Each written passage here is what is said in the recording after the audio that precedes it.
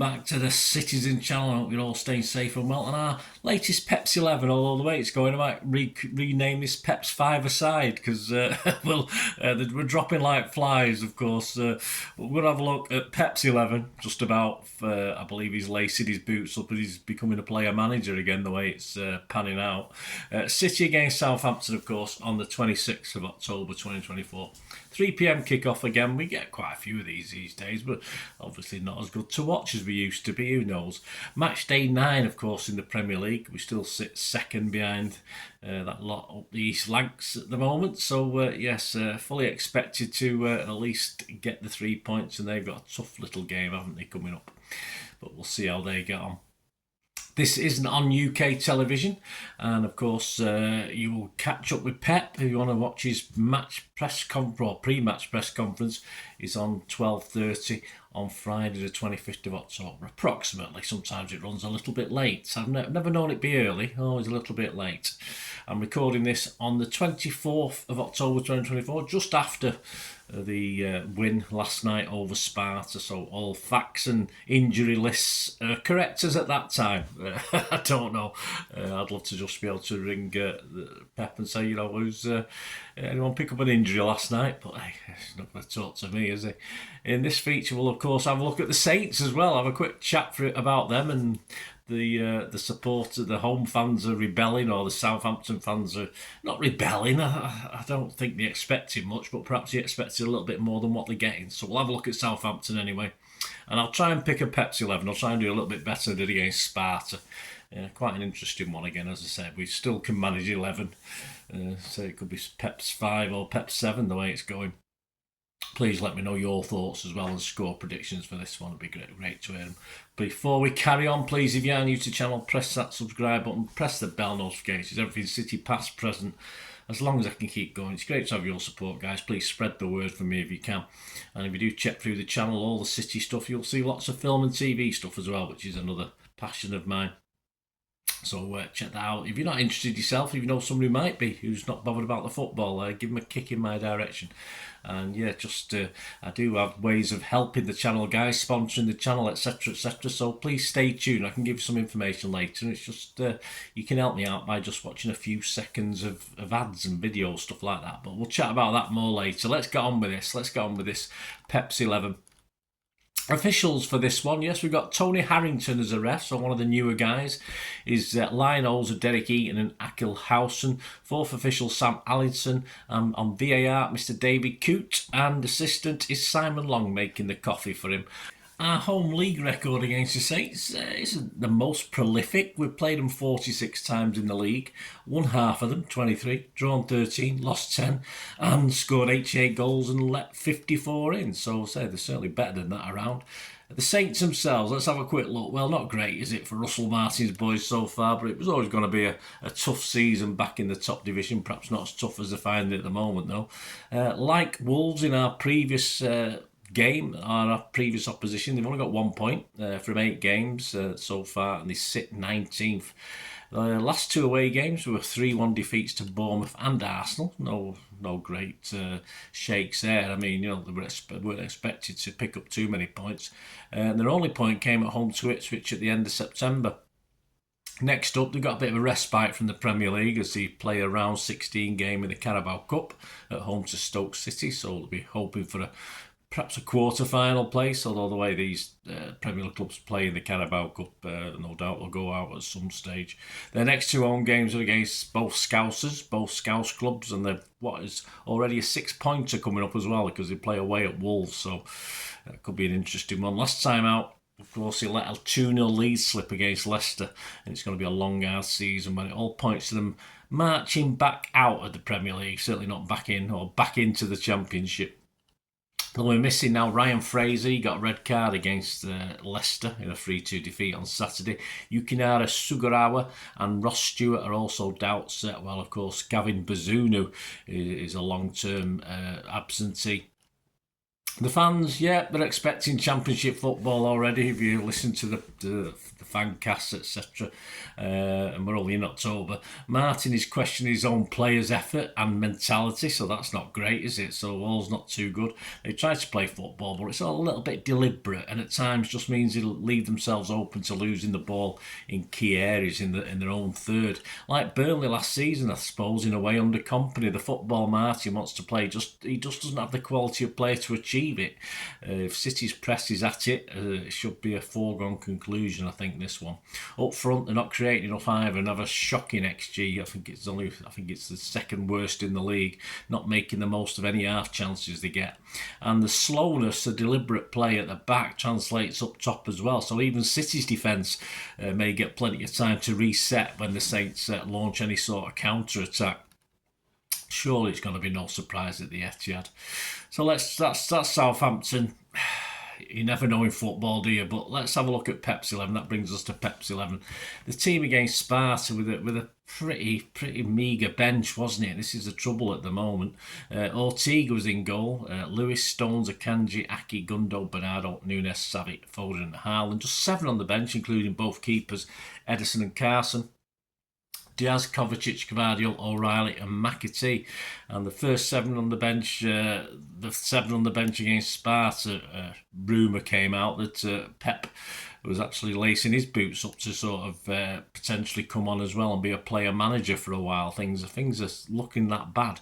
Why? Well, we've lost Grealish now. He's out for at least a week or two, and Doku is apparently out for longer than Grealish. So a week or two, that might be 2 weeks or 3.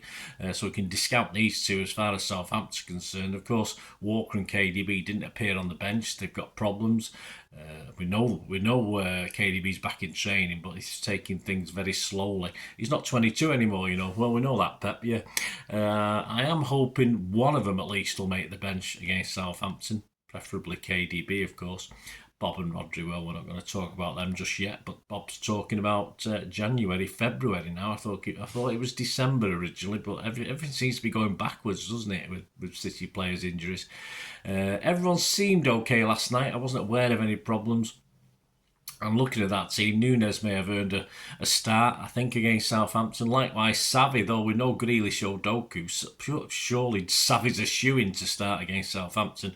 Ortega, of course, will be back on the bench and will play next week against Spurs in the Carabao, of course. With Aki and Akanji back, if they've suffered no ill effects after last night, Pep has a decision to make, I think, in the back 4. That's where the problem is, and perhaps just one of the guys in midfield as well. So this is what I'm looking at, guys. Let me know your thoughts. Let me know your feelings on this. I'm going to go, Edison. I'm shooing surely. Lewis probably as well without Walker. Akanji, Diaz and Gvardiol. What I'm going to do is save Aki and Stones for Spurs. But obviously no surprise if either one of them or both are playing. So Edison, Lewis, Akanji, Diaz and Gvardiol. In midfield, I'm going to rest Gundo for this. I'm going to take Gundo out of the firing line. Put Kovacic in his holding midfield, a DM role. Bernardo and Nunes, who I think deserves another go, another crack at a Premier League team. And why not Southampton? Foden, Savic and Haaland up front. So there you go. That's what I'm going for. Let me know your thoughts on that. I'm hoping to get more than a pathetic 7 that I got against Sparta. So let us know your start 11, guys. Any differences to that? As I said, there's probably only 2 or 3 other players who probably fighting to start that game that are not in my team there, because just because of the lack of troops at the moment. Pep's 11 for Spurs, I think, will be very, very interesting. It might be a Pep 7 or a Pep 5 aside by the way it's going. Anyway, let me know your thoughts, guys. Predictions. Andy Morrison said about Southampton. He said, "Was Southampton ready for a return to the top flight? ? I'm not sure they didn't come up a season too soon. They found the first few months difficult. First few weeks. Last fixture they'd wanted this, and this is the last fixture they wanted. They're struggling. A trip to the Etihad. I think it could be a long afternoon for Saints fans and hopefully for the Saints players as well." And he's been, he sort of took my fire with this one. He's gone 5-0. I'm hoping, if we can't keep a clean sheet against Southampton, it's a bit of a worry. in fairness, no disrespect to Southampton. So, I mean, I was thinking 4 or 5-0 myself, and obviously you can get an average price of 14 to 1 on 5-0. But so I've gone one better. I've gone 6-0. I don't think I've ever predicted a 6-0 since I've been doing this thing, and you get 25 to 1 on that. Here's some more of the odds at the 24th of October. Of course, City now back into favouritism for the Premier League, with Arsenal sort of falling down a bit of a hole at the moment. That we're now 11 to 8 favourites again after Arsenal were favourites for a couple of weeks. Arsenal are 5 to 2, and Liverpool, obviously, as you'd expect, are the team moving in now. They're 11 to 4, so almost into second favouritism.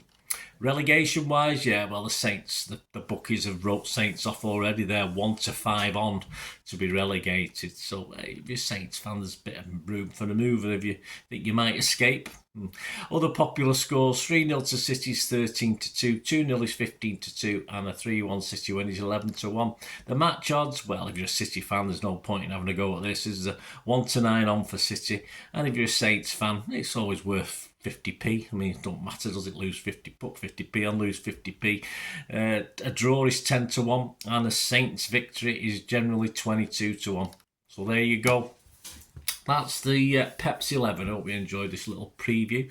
Next up, of course, the player rating show. Hopefully, fingers crossed, I can get that out Saturday evening. Again, tram allowing after the nightmare of not this last home game against Sparta, but the one before that, well, where the trams weren't working. As long as the trams are working, I'm all right. I can probably get the player ratings out on the Saturday night, and of course, the story of the game probably more on Sunday. For that one. And of course there will be a Pepsi 11 for the Spurs game, or Pep 7 or Pepsi 5, whatever it is, for the Spurs game. That should be out on Monday, and not been published yet, not been put out yet, but it's there for members at the moment. But I will be putting this out, of course, before the Spurs game, the City 1:30 League Cup special on City against, or City at Spurs, City v Spurs. That'll be out very, very soon, so keep your eyes open for that, guys. So hope you enjoyed this anyway, guys. Let us know your thoughts, let us know your comments, and as I said, if you can just hang on and give us your support, just a few ways of you to help the channel. Well, I hope you enjoyed the feature, and if you can support me through the subscription, if you can subscribe, guys, that'd be wonderful if you've not already done so. We do actually have memberships at the moment, just 99p a month, so you get access to all my City stuff, including all the history vlogs, dozens and dozens not been published yet that you get immediate access to, and every time I do a edit and do a vlog, you get immediate access to it as well. So you can have a copy of scripts as well if you want any hard copy of the sort of things I do on matches and teams and managers and players, etc, etc. So if you can join the membership, that'd be wonderful. We do have sponsors at the moment. Kippax 6505 are our current sponsor. They have a little eBay shop, so if you check in the comments section, there's a link there to the shop. They sell movie posters from the 90s and 2000s. They sell DVDs, some classic Hollywood movies, some classic foreign language ones.